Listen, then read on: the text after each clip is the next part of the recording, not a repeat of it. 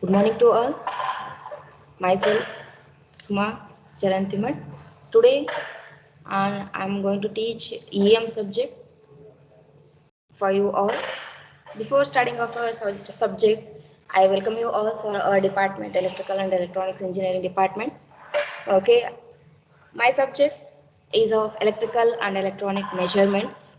Before we start our subject, let me think of what is electrical and electronics.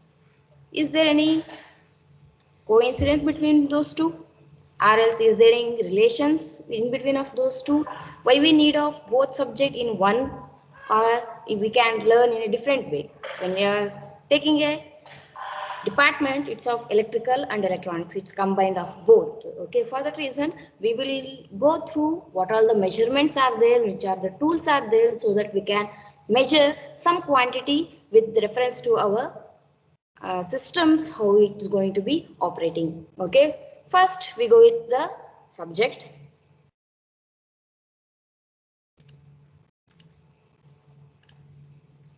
That is our first. My name is Suma Charantimat.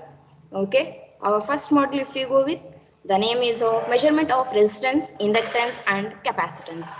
In this case, we are going to measure what is our, how we can measure a resistance, a inductance and capacitance in different types of the inventors who invented with their theories. Okay, before we go with what is the actual topics, just we move on. What do you mean by electronics? Okay, here as a small theory it's given. It's a where electronics is subset of electrical, where you influence and control behavior of electronics circuits like a current without a mechanical parts. When you are telling an electronics, we are not going to use any switches and all. It's of a electrons, how it is moving. It's not to, we can visible. That's what your electronics. It is called electromechanisms within a system. That is what your electronics.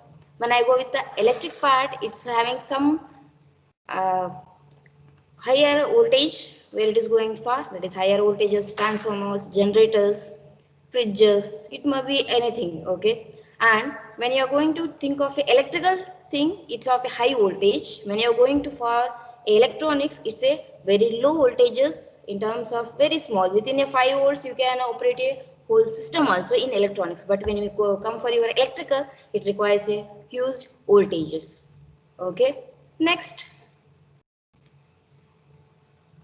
Here, a Lord Kelvin is giving small information about what do you mean by a measuring. Why we have to measure? There are two kinds of things. First, I can go with in a real time. You'll be watching your YouTube to cook something. They will be measuring a small cup. Their cup they will be using of different cups. Okay, to make a maida, taking a water and doing something dishes. Okay, but when you are going for your home, in your home the measuring equipments are different when compared to the YouTube what they are going to give you the information. Okay, when you are doing it will be different, what they told it's different. There are some measures you are going to measure, how much water you have to put, how much maida you have to add, like those things. In the same way, how a measure can be related to the real time. When I'm going for real time applications, we're telling when there is a earthquake is going to occur, we have to measuring with the reference of tachometer, right? When I'm going for different kinds, rain is coming, how much is the millimeter rain drop, like that we will be taking our real time application to the our real time application. In terms of a value we are going for, we are giving some values. What is the temperatures today? We will tell 32 degree, 20 degree, minus some degrees, right? It depends on temperature. A temperature is a real time application, but when it's coming for a measuring, it's a giving some numerical values. Those numerical values, if I am able to convenient, it is called as a, I can represent my real time to the numerical values. When I'm doing this something real to the numerical values, if I am able to represent, then I can tell that I am satisfied with the things what I am going for. It's giving your what is your knowledge, what is your expressing way. Okay, then if you have done that, your knowledge is satisfied. If it is not able to measure real-time application in a numerical values, we can tell that it's not that much satisfied level. These informations are given by the Lord Kelvin. Here is the person. Okay, next we go with our main topics of our first module. Okay, that is of our AC bridge and DC bridges. This is an example of AC bridge, a model of 372 model by some company, it's given here. Okay, this is a small example of AC bridge, and here is one is the DC bridges. Okay, this is DC bridge and this is the AC bridge. Next, if I go with the why we need of learning of bridges. It's not a dam, so that we can go with the bridges. Okay, here bridges are going to be used to measure the values of resistance, capacitance and inductance.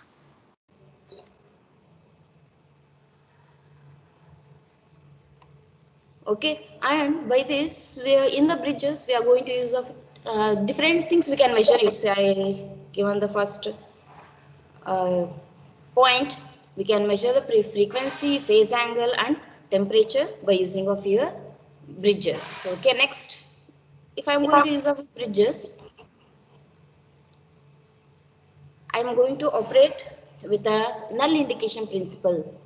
Okay, I hope you learned of this null indication. What is null indication? Where it is going to show your zero value. That is what the null indication. And this is and standard values adjust with some values. We'll come to know how it's going to operate in the further level. Okay, very high degree of accuracy can be done by using of these bridges. Okay, next we will go with the DC bridges and AC bridges. In DC bridge, if I am going for to measure the low resistance measurement, here it is. If I am going to use low resistance measurement, I can use of these bridges, that is ammeter voltmeter method, Kelvin's double bridge, potentiometer. These three I can use to measure your low resistance. If I want medium resistance to be measured, then I can use of ammeters, voltmeter method and substitution method, Wheatstone bridge method. These three I can use to measure your medium resistance. If I want high resistance, I can go for direct deflection method, loss of change method, mega ohm bridge or mega circuit. These are all different measuring units tools I can use to measure your low resistance in the range of maybe of 0 to 10 ohms. If I am going for medium in terms of your tens, 10, 50, 100. If I am going for high resistance means in terms of mega, kilo. If I want, you can use of your these meters. Okay, this is about your DC bridges. If I go with the AC bridge, in AC bridges we know we are having RLC circuit.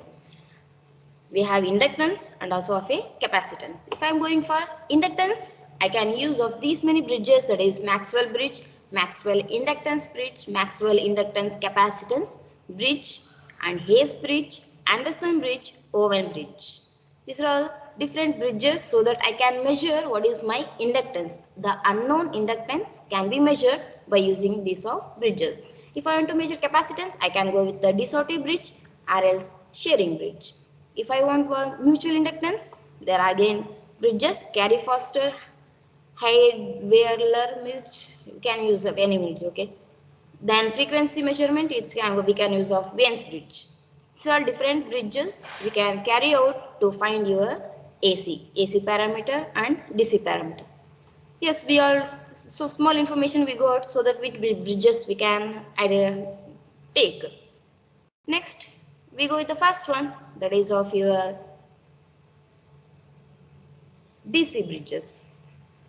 In DC bridges, we are going to learn of 4, that is Wheatstone bridge, Kelvin's bridge, double bridge, measurement of earth resistance using fall-off potential method, and one more is of megacircuit. We can use of both method to measure the resistance of a earth. Okay. Next, these four are important. Each theory is important for your examination. Be thorough with the theory and also of the probability. First, we go with the Wheatstone bridge. Before we going for Wheatstone bridge,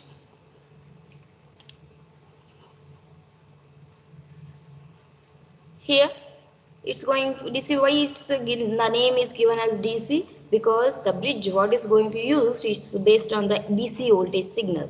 For that reason, we are going to use of DC voltage signal. Okay. DC bridges are useful measuring of the value unknown resistance which is present in the bridge. Means it's what's the information is giving to you. We are going to measure a unknown resistance with the known values. Known values means known resistance values. Okay. Next, we go with the first one, that is Wheatstone bridge. This is the construction. Okay. How it is constructed? First, you just observe the figure. What all things are there here? We connected the four resistances given the name as R1, R2, R3 and R4. Okay. And we are connected a supply, means a battery. Okay. That is taken the EMF of E. Battery, it's connected to the two terminals A and C. Okay. Next, we are connected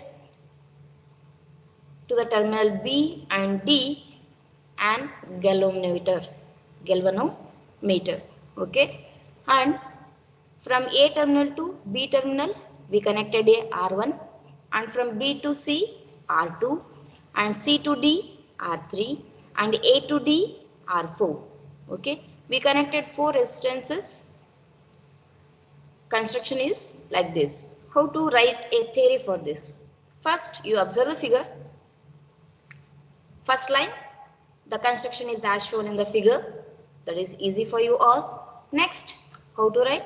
First, how the terminals are taken, you write that. That is, a battery is connected to AC terminal, a galvanometer is connected to D terminal, R1 is connected to across AB, R2 resistance R2 is connected across BC, and resistance DC is connected across R3 is connected across DC, and R4 is connected across AD.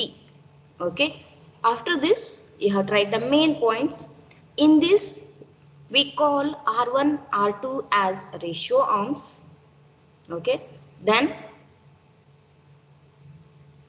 R3 is taken as standard resistance and R4 is taken as unknown resistance. Okay. What is there in the figure? Just go on writing. Same thing I wrote here. R1, R2 are called ratio ohms. Yeah, we saw in the diagram. R3 is called standard R, containing a standard known resistance. This is important. The resistance, it is known for us. And R4 is known as unknown resistance to be measured. A battery is connected across AC and galvanometer attached between B and D. What is there in the figure? You just write it off. Next, we told our bridge is going to operate on the principle of null deflection. What do you mean by null deflection? I told when a meter is showing a zero value, means when a balanced means it is showing the zero value. When galvanometer is connected, a current it's not flowing through a galvanometer means it's a null deflection. If some values are going to be displayed in a galvanometer, then we call it's not in a null deflection. It's showing some errors in that. That's what the theory it's given here.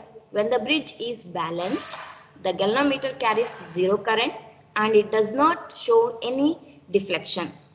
The what it's called known as the principle of null deflection or null indication. Okay. From the figure here, when you call a null deflection, when a potential across B terminal and potential across D terminal is both are same. When both are same, your galvanometer will not show any deflection. For that reason, we can take that as a null deflection. That's what here theory is given. Okay. Then potential across arm AB must be same as the potential across AD. Okay. A potential across AB is equal to potential across AD. To do this, what I can write the equation, we know, we learned what is our Ohm's law. That is V is equals to I into R. I am telling in terms of potential means it's nothing but your voltage. We can write as potential across AB. What is the potential? V is equals to I into R. Here what is it is given? I1 into R1.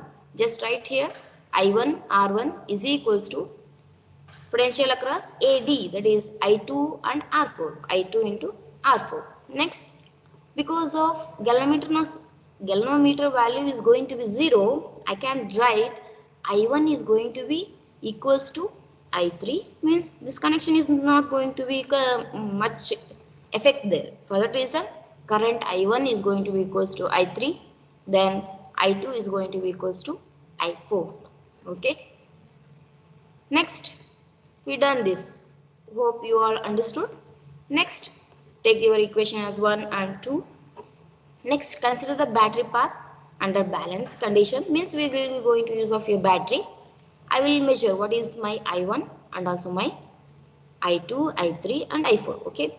From the galvanometer null condition, I1 is going to be equals to I3, that is equals to the potential, that is EMF E is going to be equals to I1, sorry, I1 is equals to I3 is equals to E divided by R1 plus R3. Why it's R1 plus R2, sorry, R2? Because this is the same path. Means R1 and R2 are connected in series. Okay. And in the same way, R4 and R3 are connected in series.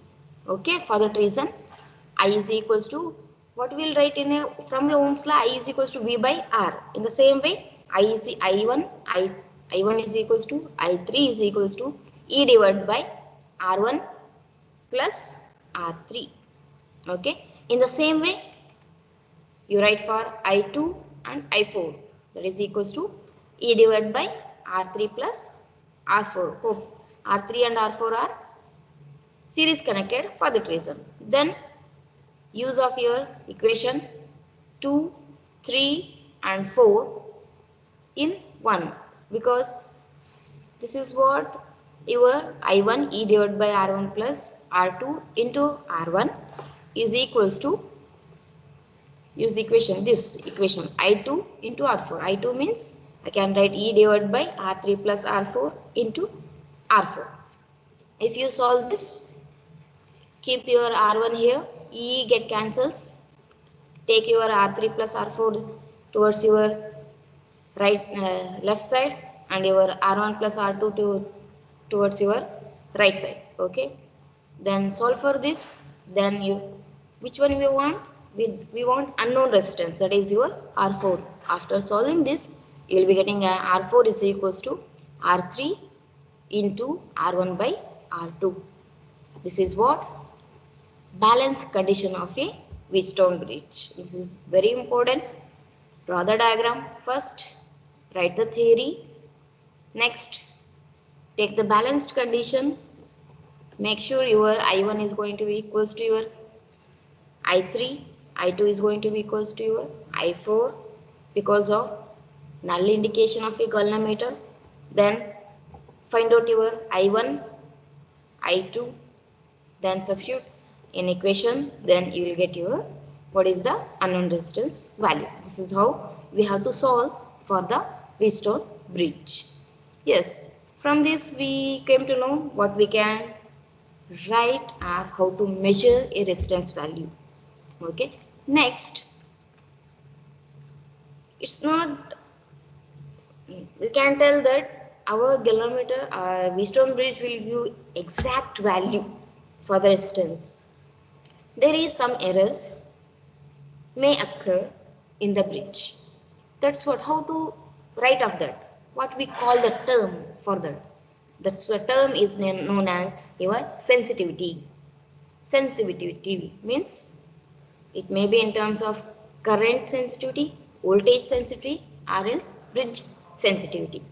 Current sensitivity, it can be defined as the deflection is going to be happened when current passes through the galvanometer. That's what the current sensitivity. A current is going to flow and deflection is going to happen. Okay. Deflection, you can write the ratio of a deflection to the current. That's what current sensitivity. In terms of voltage, we can measure, that is theta divided by E. Theta is the angle, okay, and E is the EMF, that is your voltage across the galvanometer. EMF value you can write, okay, that is was voltage sensitivity S is equals to theta divided by E. Then bridge sensitivity, if I go with the bridge level, I can write as S is equals to theta divided by delta R divided by R. Means when you are going to measure your deflection value as a human being, when I am reading the values, sometimes I am not able to read the exact value. Okay, because it's a human error. That's what, if I am going to change that resistance, is taken as a delta function. Okay, these are all the sensitive value. You have to remember this, the equations for the sensitivity. Okay. Next, where we can use our Wheatstone bridge. The Wheatstone bridge is used to measure a low resistance value. Okay, that's what we came across in the previously. Then Wheatstone bridge along with the operational amplifier is used to measure physical parameters like your temperature, strain, light, etc. Okay, we can use our Wheatstone bridge. We can, in some applications, we will consider this in a further. Okay, in further modules we will go to how it's going to be used. Wheatstone bridge is there. Okay, to measure the temperature. Next, we can use your capacitance quantity and inductance impedance by variations we can done by using of your Wheatstone bridge. These are all the applications of your Wheatstone bridge. Next, what are the limitations? This is very important. Okay, it may ask for 2 marks or 3 marks in the exam. Okay, limitations of Wheatstone bridge. What is the limitations? We told the first limitation is of measuring. It measures only the small resistance, means low resistance value. If I want high resistance, I can't use our Wheatstone bridge. That's what difficult things.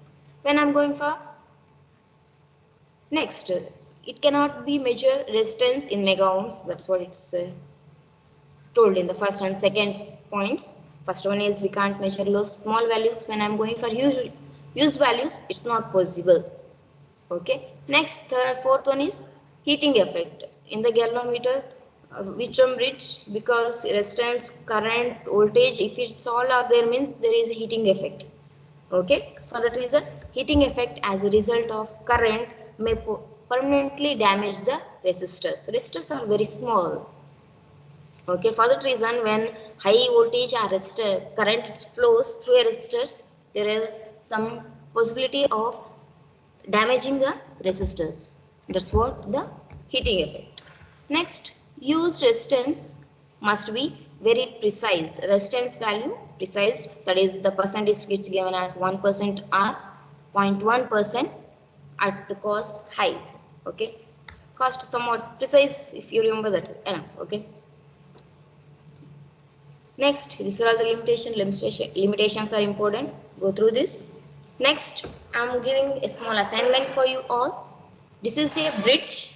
We have to calculate what is the balanced condition and you have to get the result of unknown resistance value or what you will be getting the result. Okay, hope you will be doing of this assignment. I will end up today's class. We will continue next with the one more bridge, that is Kelvin's double bridge. Okay, stay safe, stay in home. Thank you.